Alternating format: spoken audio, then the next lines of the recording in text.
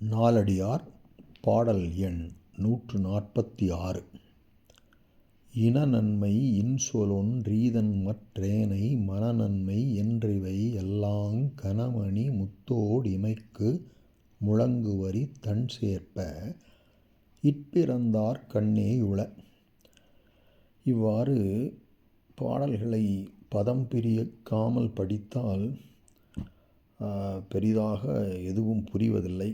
அதனால் பதம் பிரித்து படிப்போம். இரண்டாவது அடியிலுள்ள தனிச்சொல்லிலிருந்து தொடங்கலாம். கனமணி முத்தோடு இமைக்கு முழங்கு வரி தண் சேர்ப்ப. கனமணினா மிகுதியான இரத்தினங்கள், முத்தோடு இமைக்கும்.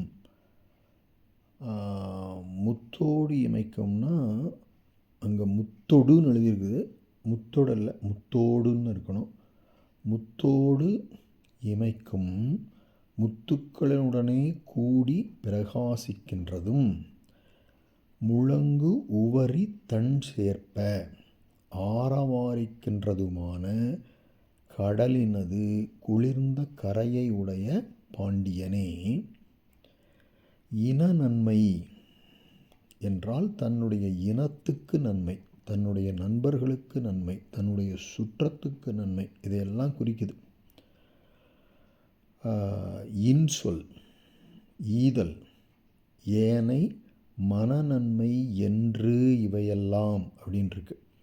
அந்த என்று என்பது ஒரு எண் இடைச்சொல். அதனால் அந்த என்று என்பதை எல்லாத்தோடும் கொண்டு கூட்ட வேண்டும். அப்படின்னா இனநன்மை என்று, தன்னுடைய இனத்துக்கு நன்மை என்று, இன்சொல் என்று, இனிய சொற்களை பேசுதல் என்று, ஈதல் அதாவது பொருளை கேட்டவர்களுக்கு விரும்பி கொடுத்தல் என்று, ஏனை மனநன்மை என்று, மற்றும் மனம் தூய்மையாயிருத்தல், அதுதான் மனநன்மை என்று இவையெல்லாம் என்று இந்த நற்செயல்களெல்லாம் இல் பிறந்தார் கண்ணே உள. செய்யுள்ள இற்பிறந்தார்னு இருக்குது. இல்லும் பிறந்தார் ரெண்டும் புணரும் பொழுது இற்பிறந்தார்னு வரும். இந்த இற்பிறந்தார்ங்கிற தொடரை திருவள்ளுவரும் நிறைய திருக்குறளில் பயன்படுத்தியுள்ளார். இற்பிறந்தார் கண்ணே உள, உயர்குடியில் பிறந்தவர்களிடம் மட்டுமே உள்ளவாம். அப்போது கண்ணே உள அப்படின்னு சொன்னால் என்ன பொருள்? இந்த குணங்கள் எல்லாம் தாழ்ந்த குடியில் பிறந்தவர்களிடத்து இரா என்பது பெறப்படுகிறது. இந்த பாடலில் உள்ள இன்சொல் என்பது ஒரு பண்புத்தொகை நமக்கு தெரியும். மற்றுங்கிறது ஒரு அசை, என்று என்பது எண் இடைச்சொல். அப்புறம் முத்தோடு என்பது உடல் நிகழ்ச்சி பொருளில் வந்த மூன்றாம் வேற்றுமை விரி. அப்புறம் கடல் பல வகை இரத்தினங்களுக்கும் இருப்பிடமாக இருத்தலால் கனமணி முத்தோடு இமைக்கும் முழங்கு வரி தண் சேர்ப்ப அப்படின்னு வந்திருக்கு. முழங்கும் உவரி, அந்த உவரிங்கிறது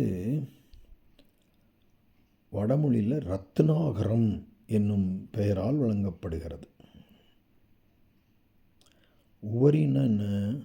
உவர் என்பது உப்பு. அந்த உப்பு சுவையை கடல் உடையதாக உள்ளது, உப்பை உடையதாக உள்ளது. அதனால் கடலுக்கு உவரி என்று ஒரு பெயர். இந்த உவரியில் ஈ அப்படிங்கிறது பெயர் விகுதி. அப்புறம் உள, உள என்பது பலவின்பால் குறிப்பு வினைமுற்று. இந்த செய்யுளின் முதலடியில் பார்த்திங்கன்னா 4 சீரும் மோனை அமைஞ்சிருக்கும். அதனால் இது முற்று மோனை. இனநன்மை, இன்சொலொன், ரீதன்மற் றேனை எல்லாமே மோனை அமைந்தது. பிறகு இந்த நாலடியார் நமக்கு நினைவூட்டுகின்ற ஒரு திருக்குறள், நகை ஈகை இன்சொல் இகழாமை நான்கும் வகை என்ப வாய்மை குடிக்கு. இந்த குறளுக்கு உரை வழங்கிய பேராசிரியர் சோனா கந்தசாமி அவர்கள் வாய்மை குடி என்பதை வாய்மையே பேசும் குடிமக்களுக்கு முகமலர்ச்சியும் கொடைப்பண்பும் இனியவை கூறலும் இகழ்ந்து பேசாமையும் ஆகிய இவை நான்கும் உரிய பண்புக்கூறுகள் என்று பெரியோர் கூறுவர். வகை என்ப அப்படின்னு உரை வரைகிறார். இதில் அந்த இகழாமை என்பது என்னன்னா, பிறர் இழிவு கண்டு பரிவு காட்டுதல் தான் பண்புடைமை. அப்படி பண்பு காட்டாமல் இகழ்ந்தால் அது பண்பு இன்மையாகும். சமுதாய நிலையில் கீழ்ப்பட்டாரையும் பொருளாதார நிலையில் கீழ்ப்பட்டாரையும் கல்வி அறிவு உடைமைகளில் கீழ்ப்பட்டாரையும் காண்போர் பொதுவாக இழிவாக பேசப்படுதல் இயல்பு. இவ்வியல்பு கூடாது என்கிறார் திருவள்ளுவர் இந்த குறளில். அதே கருத்தைத்தான் இந்த நாலடியார் பாடலிலும் ஏனை மனநன்மை என்பது குறிப்பதாக கொள்ளலாம். புத்தர் பிரான் கூட இகழாமையினை ஒரு அறமாக போதித்துள்ளார்.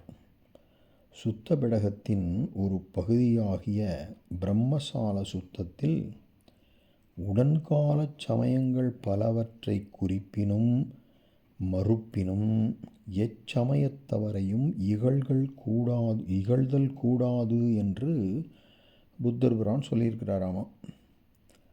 அது பிறரை ஒருவன் இகழும் செய்கை வானத்தை அண்ணாந்து பார்த்து எச்சில் உமிழ்தலை போன்றது என்று சொல்கிறாராம். பிரம்மசால சூத்திரம் அப்படின்னு ஒரு மகாயான பௌத்த நூல். அந்த நூலில் 10 ஒழுக்கங்கள் போதிக்கப்பட்டுள்ளதாம்.